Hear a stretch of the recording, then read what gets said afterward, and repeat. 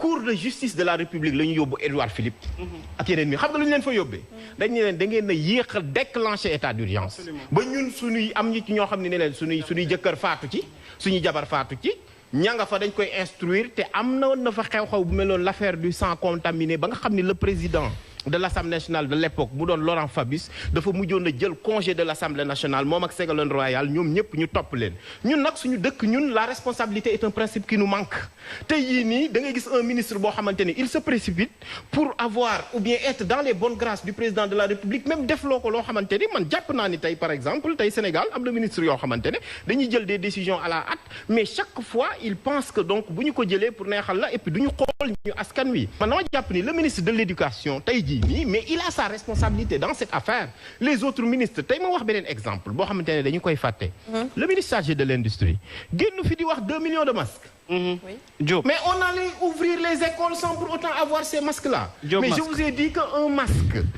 obligatoire qui n'est pas fourni devient une dépense obligatoire quand tu as 4 enfants qui doivent aller à l'école nga war leen ko jox yow tu te dis que au moins 50 000 francs il faut prévoir ça au plus mais alors que sénégalais yi en ce moment demuñu dikkuñu ñii ay mécaniciens lañ ñii et cetera xooluñu loolu c'est-à-dire que le problème économique aussi reste et demeure alors que l'État est en train quand même de faillir dans ses mesures il faudrait que tey jii nii ñu rectifier mooy li ma doon wax recentrage ak décentrage. D'accord. Bon mais dafa am benn question moo ko bëgg a poser dama gis le ministre de l'intérieur ne léegi couvre-feu bi jóge na 21 heures dem 23 heures moo ko war a def wala président moo ko war a def.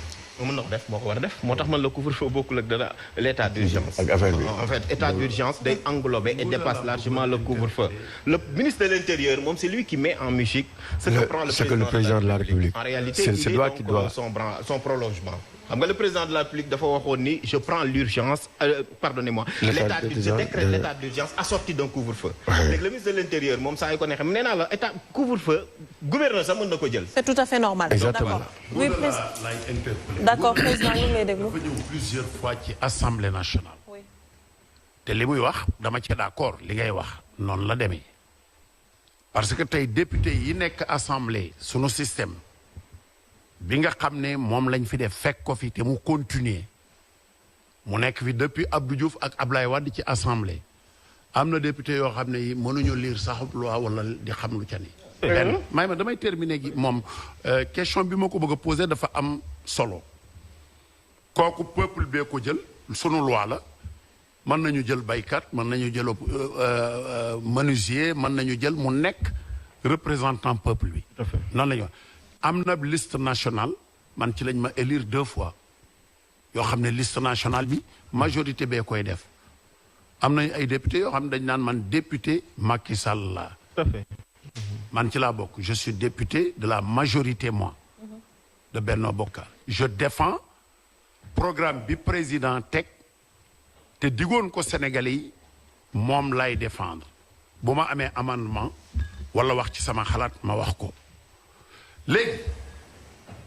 responsabilité député yi laa bëgg nga wax ñu par exemple député yi boo bëgg bu ñu waroon jouer seen rôle pleinement peut-être loolu pour législature bii ñëw ndax bii mi ngi ci cat li ndax man duma ci bokk man dootuma dem assemblée dootuma fa ne je préfère dem bayi wala jaayi gerte que d'être député boo xam ne amoo xalaat doo wax ma dellu si ci je suis le premier vice-président de l'Assemblée assemblée bi ma ne maa ci gën a bu dee grade ndax xawma foog bu fa def 4 législatures comme man ak Alilo ak Cheikh Seck ña fa ne ci ñi ma xam ñoo jëkk ci assemblée 98 booba léegi ñi nga fay jaar mais dama ne assemblée bi ni muy fonctionner mësul changer ci régime Diouf Wade bi mu ñëwee même dik changement loolu la parce que man bi may wax ànduma woon ak Macky Sall dañ maa dàq injustement may ma damay terminer injustement damaa xëy rek ñu ni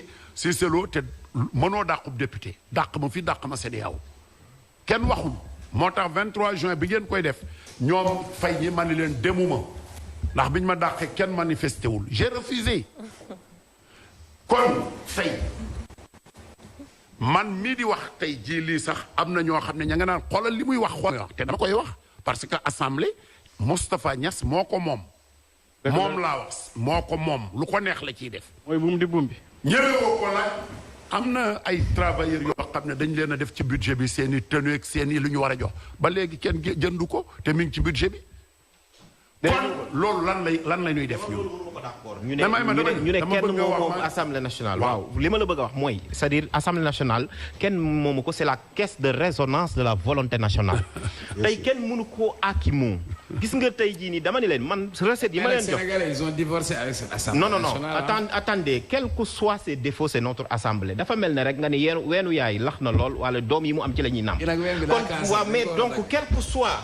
assemblée bi ñu am mooy voté suñuy loi nañu xool nuñ ko defaree c'est-à-dire man li ma gëm tey li ma bëggoon a wax concept bi dama ci bëggoon a ñëw amu woon temps mooy la question du vivre ensemble sanitaire xam nga état du Sénégal tey bu alléger les mesures wax nañu ñu dem vers un vivre ensemble sanitaire et dans ce vivre ensemble sanitaire on attend les députés parce qu'en réalité tey la première des mesures serait d'avoir une charte du vivre ensemble sanitaire parce que ce vivre ensemble sanitaire appelle la citoyenneté et parce que la citoyenneté est à l'épreuve de ce vivre ensemble sanitaire et ce vivre ensemble sanitaire est à l'épreuve de la citoyenneté maintenant li ma leen wax mooy tant que defuñu ko gis nga ba ñu génnee ci élection présidentielle ñu wax ma dama toog ci ay rajo ni leen ñu ne assemblée nationale ma ne leen dara du fa changer comme ni nga ko waxee il faut agir sur le règlement intérieur gis nga une des commissions les plus importantes su dul commission des lois wala commission des finances ça doit revenir de droit à un membre de l'opposition ñu ne l'opposition may nañ ko par exemple pendant l'année mu am 2 missions d'enquête yoo xamante ne day xool lu ko neex mu def ko ci affaire bi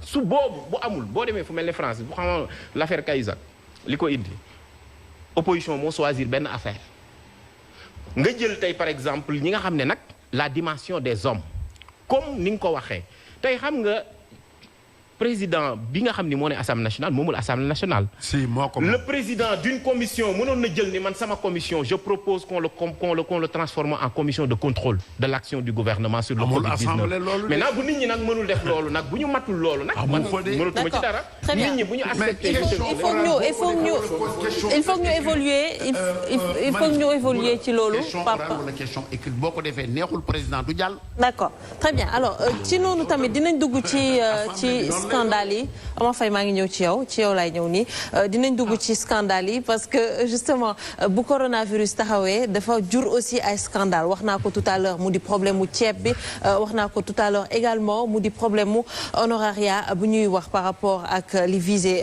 ancien président wu conseil économique social et environnemental donc bëggoon naa nga dugg ak ñun tuuti ci scandale yooyu noonu. Professeur, c'est pas les enseignants qui vont porter plainte. C'est le peuple qui doit porter plainte contre le président pour non-assistance à des personnes en danger. Mais pourquoi tu parles de non-assistance? On met des stratégies depuis Corona. Même endroit relance la Omar Faye. waaw d'accord di ma relance mais léegi da nga may bàyyi nag tuuti nga expliquer parce que saa nga wax naa pëna am nga loo wax ma bàyyi eggaliwu ma mais bii dama bëgg nga bàyyi moom ma expliquer tuuti c'est-à-dire nen ne Macky a réussi quelque chose dans ce pays. Ouais.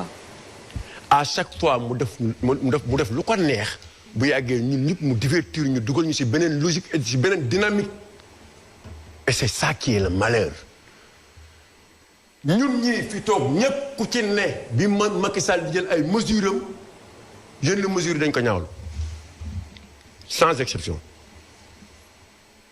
on est en train d'oublier ce que Macky avait fait avant ce déconfinement.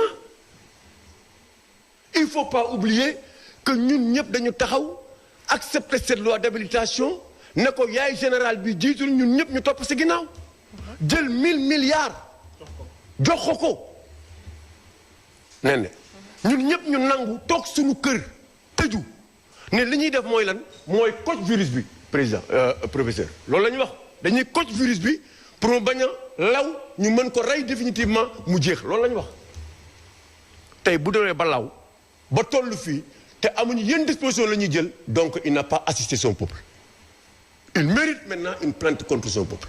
mais léegi parce que loolu dafa nag bàyyi ma dafa nag may ma rek dama ne. poser une question rek. waaw moo dafa nag. dama responsabilité état ba mu teree ni bu kenn déplacé wu ay nit ay magum jëmuñu responsable xam lu ñuy def. fay nit ñu transporter leen ci benn bërëb. yóbbu leen ci beneen bërëb ñenn ñi yéeg si ay jakarta ba yóbbu ci ay bërëb feebar. loolu état ban. waaw léegi li ma bëgg a wax mooy bañ ko joxee 1000 milliards xam nga pour lan la woon ñu yor jakarta mën a am lu ñu dundee fii ak 3 mois ñu régler problème virus bi. En enseignants yi toog seen kër ñu am lu ñu dundee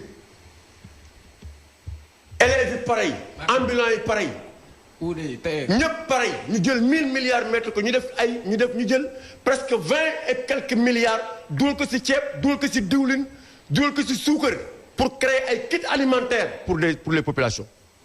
Qu'est-ce que le président a fait depuis lors? J'interpelle le député qui est là. Cette loi d'habilitation vous interpelle, vous, en tant que député, en tant que représentant du peuple. Parce que yéen a nekkoon foofu. Jusqu'à présent, à l'étape actuelle où nous sommes, combien de milliards ont été débloqués? Gisuñu ceeb, gisuñu suukar, gisuñu diwlin, gisuñu dara. Ñu xëy suba ñu déconfiné fàttali ñu maintenant les 1000 milliards. On va pas oublier les 1000 milliards en l'année. Ah non, attention. waaw Sénégal.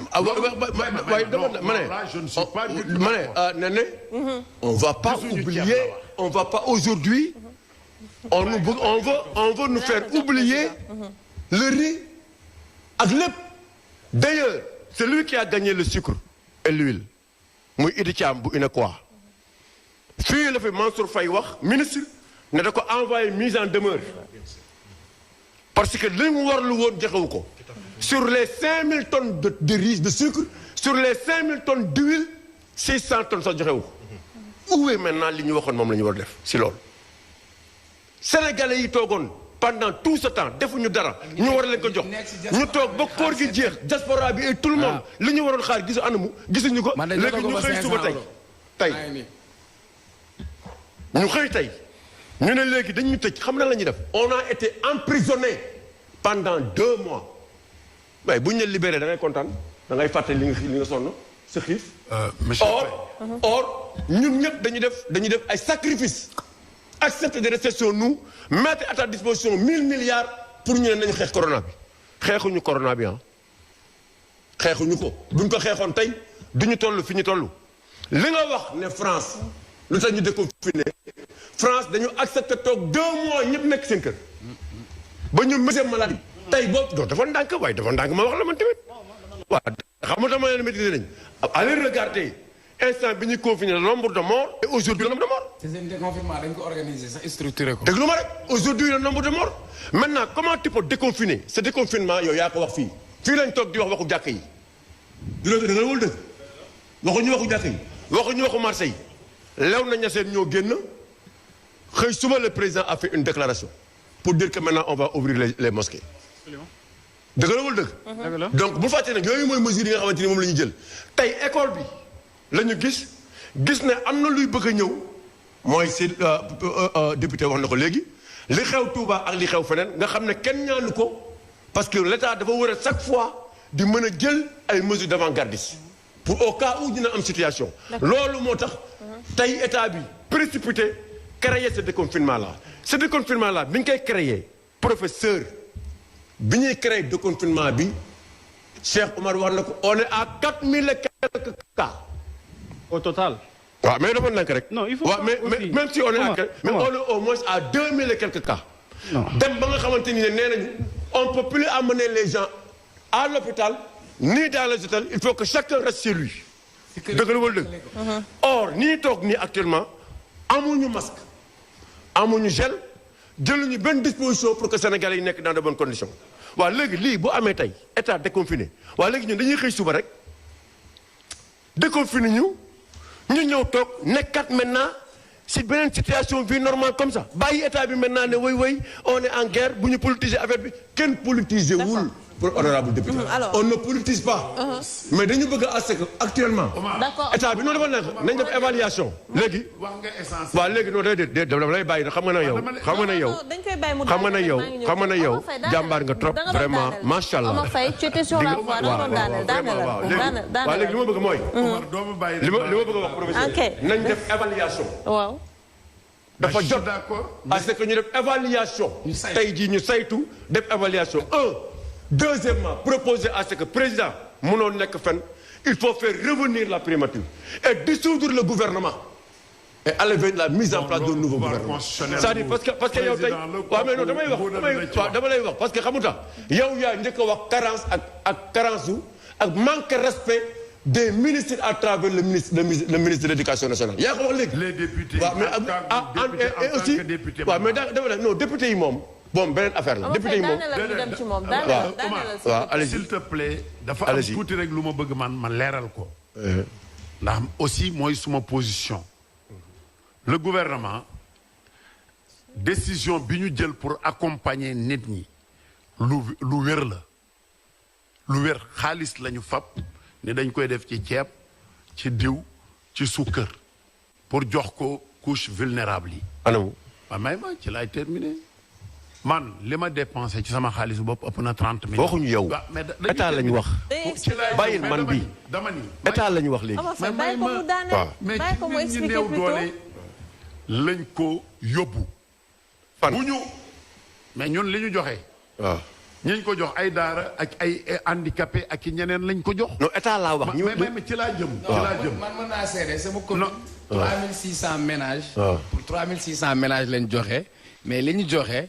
daanu eggul suuf ñëpp mënuñu see jot mais li ma ko bëggoon wax rek bu d'accord lu gàtt la Omar des fois da dul déglu ndax dañuy ana ceeb ba ana kii ceeb bi en tout cas dëkk bi ma dëkk xam ne ñun député yi ñoo jëkk a alerte léegi avant may ñëw woo naa maire bi woo Morlo mi nga xam ne mooy coordonné commission yi ñu xamal ma ne pare nañu recensement yi muy ciblage yi ñu doon def ceeb bi ñëw na am na yeneen yu ñëw mais am na lu ak seegul c'est normal non déglu rek ma wax la man ONCAD laa nekkoon dañu daan jox planning boo xam ne dañuy jëli gerte war ko yóbbur baykat yi mais dana am loo xam ne sax dana taw te duñ ko joxe distribuer loo xam ne lii da nga koy seet lu mat 1 million de ménages nga leen koy jox mu nekk région du mën a gaaw loolu il faut ñu d'accord ci problème bi nga mujj a wax mën naa ci d'accord mooy nañu am compte rendu bu wér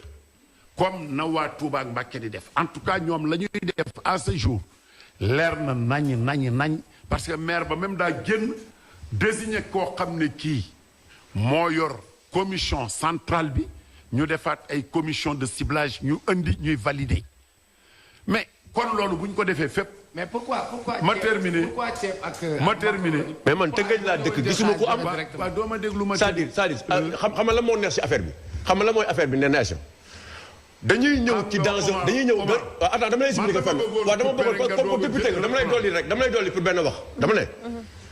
je prends un cas comme Rufisque ils viennent à Rufisque par exemple Rufisque dafay am ay quartiers yoo xamante ni c'est des quartiers populaires am quartier yoo xamante ni boo fa duggee 10 kër la. dañuy bàyyi ñi am 100 kër ñëw ci 10 kër jox leen ba pare ne joxe nañu loolu la mu am. waaw mais est-ce que mënoon naa terminer. ci man du ma wax lu ma xamul en tout cas. man li may xam naa Rufisque fa nga dëkk mais man Touba gi ma dëkk duñ ma jéppi lañ fa indi non seulement mairie bi def na mairie Mbacké def na responsable yi def nañu mais état mi ngi def yeex na loolu boo ko waxee d'accord naa ni ñu ko jëlee woon pour mu gaaw gaawewul noonu.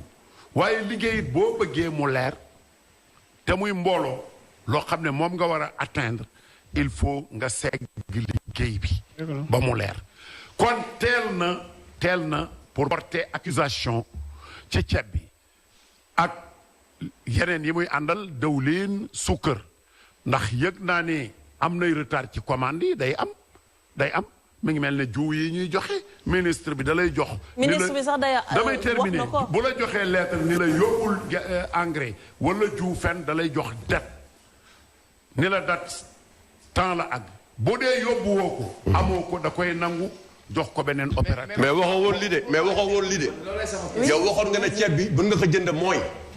wax nga ko nee nga ki ñu jox marché li ñu def di yoon. ma waxaat li ma waxoon. waaw. attaqué woon nga marché bi marché ceeb beeg diwlin bi attaqué nga woon ko fii. waaw Omar. waaw. man nan maa jëndee prix sàngam. waaw.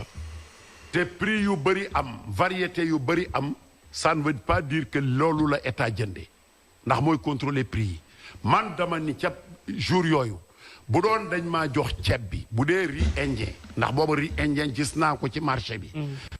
mën naa leen koo jaay la tonne à 270 000 francs te danaa ci les commission man sax du ma ko indi dama koy jox nit mu jox ma dem sama yoon loolu laa wax mais bu dee ñoom jënd nañu ceeb boo xam ne day riz brésilien wala argentin ndax riz dafa bari te bokkuñu prix te li ñu doon jël ci poids ceeb dafa bari donc ñoom dañu homologué benn prix je pense que c'était 275 000. 275 c'est acceptable parce que man li ma jënd pour chambre de commerce loolu laa ko jëndee ab commerçant moo ma ko jaay mais loolu laa ko jëndee pour joxe ko kon mënoo koo contester bu dee en gros danañ ko jënd booba it la ma doon wax mooy xam nga li professeur Ngouda di wax des fois dafa am baat boo xam ne day yàq mën na bañ a nekk sàcc mën na bañ a nekk détournement mais day yàq xam nga boo nee nit ki damay def appel d'offre te defoo appel d'offre te loi may na la ko renseignement des prix rek nga demandé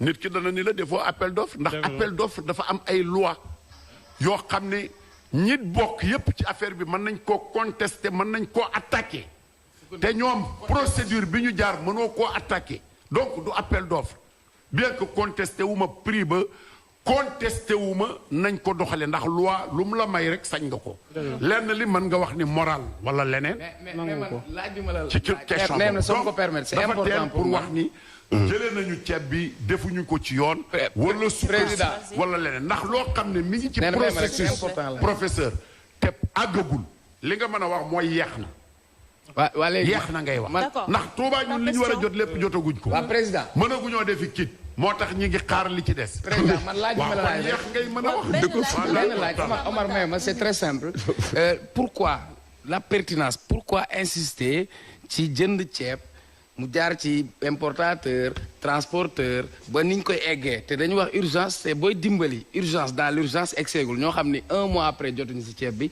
lan moo tax mënuñu woon jël identifier nañ ñan ñoo ko yellool ñu am seeni numéro yónnee leen xaalis question boobu laal posé